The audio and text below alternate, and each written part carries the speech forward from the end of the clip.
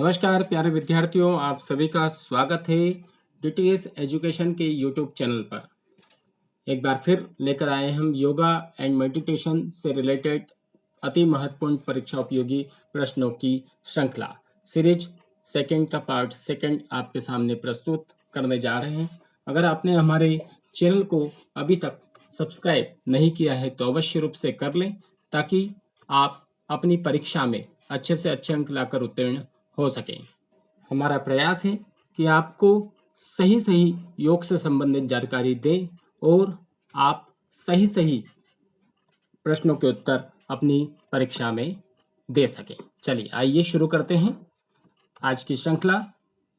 पहला प्रश्न है प्रश्न क्रमांक 11, पद्मासन और सिद्धासन किसके अंतर्गत आते हैं? 4 ऑप्शन दिए हुए, ध्यानात्मक आसन, विश्रामदायक आसन, शरीर संवर्धनात्मक आसन या फिर संतुलन आसन।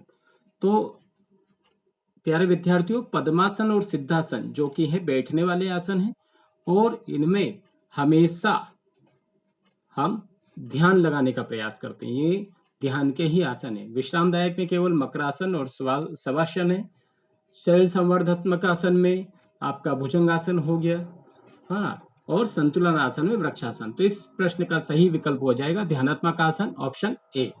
अगले प्रश्न की ओर चलते हैं। प्रश्न क्रमांक 12, अष्टांगिक योग में नियम का कौन सा स्थान है? अष्टांगिक योग में नियम का कौन सा स्थान है? द्वितीय, पंचम, चतुर्थ या प्रथम?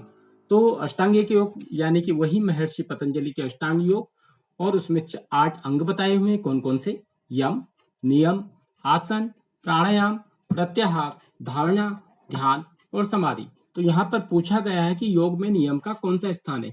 जब हम 8 अंग पढ़ते हैं, समझते हैं, तो उसमें नियम का स्थान कौन सा है? दूसरा, यानी कि द्वितीय। तो इस प्रश्न का सही विकल्प जो होगा वो होगा विकल्प ए, द्वितीय। इससे संबंधित अन्य भी प्रश्न पूछे जा सकते हैं। प्रश्न क्रमांक 13, योग में बंध शब्द का अर्थ है? ऑप्शन ए रोकना, बांधना या कसना, कुंभक या फिर मुद्रा। तो योग में बंध को कितने प्रकार के बताए हुए हैं? 3 प्रकार के बंध बताए हुए हैं, जालंधर बंध, उद्यान बंध और मूल बंध। और तीनों को जब एक साथ लगा दिया जाता है तो वो महाबंध हो जाता है। इसमें वहां पे बंध में क्या किया जाता है? वहां पर उस ऊर्जा को रोका जाता है। तो इस प्रश्न का हम बंध शब्द से क्या अर्थ समझ सकते हैं यहाँ पर? यानी कि रोकना। जब जालंधर बंध गले पर लगाते हैं तो वहां की ऊर्जा को रोकते हैं, उद्यान बंध में पेट की ऊर्जा को रोकते हैं, और मूल बंध में गुदाद्वार की ऊर्जा को रोका जाता है। तो इस प्रश्न का सही जवाब हो जाएगा विकल्प ए, रोकना। अगला प्रश्न है प्रश्न क्रमांक 14, किस प्राणायाम में दाहिनी नासिका से श्वास लेते हैं? भ्रामरी, सूर्यभेदन, भस्त्रिका या फिर मूर्छा? तो जब भ्रामरी किया जाता है तो भ्रामरी में गुंजन की जाती है, कानों को बंद करके, आंखों को भी बंद किया जा सकता है। भस्त्रिका में श्वास दोनों नासिकाओं से ली जाती है और दोनों ही नासिकाओं से श्वास छोड़ी जाती है। मूर्छा में, मूर्छा यानी कि बेहोशी की स्थिति, मूर्छा प्राणायाम करते हैं तो मूर्छा जैसी अवस्था आ जाती है।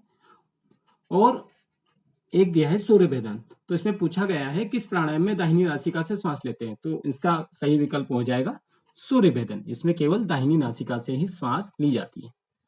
अगला प्रश्न है प्रश्न क्रमांक 15, गला, पेट और सीना किससे संबंधित है? प्राणायाम से, अनुभागी श्वास से, जालंधर बंध से या उथली श्वास से? तो इसका सही विकल्प जो होगा अनुभागी श्वास। जब आप अपने सिलेबस को भी देखेंगे उसमें भी कहीं लिखा होगा अनुभागी श्वास, गला, पेट और सीना। तो ये जो तीनों शब्द हैं, तीनों चीजें हैं, ये अनुभागी श्वास से संबंधित है। इसलिए इस प्रश्न का सही विकल्प हो जाएगा अनुभागी श्वास। और ये तीनों चीजें प्राणायाम से ही संबंधित है, लेकिन यहाँ पर जो प्रश्न का सही विकल्प होगा वो होगा अनुभागी श्वास। अगले प्रश्न की ओर बढ़ते हैं। प्रश्न क्रमांक 16, मुद्रा का मुख्य उद्देश्य क्या होता है? मुद्रा, मुद्रा यानी हाथों की मुद्रा बनाते हैं, आंखों से मुद्रा बनाई जाती है। तो मुद्रा और कुछ आसन में भी कुछ मुद्राएं बताई गई है कुछ ग्रंथों में।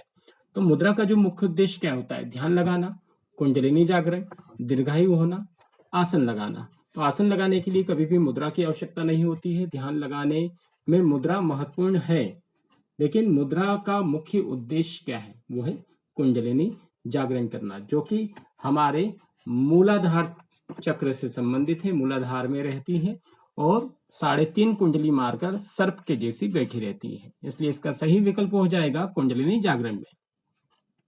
अगला प्रश्न है प्रश्न क्रमांक 17, कपालभाति में भाति शब्द का अर्थ क्या है?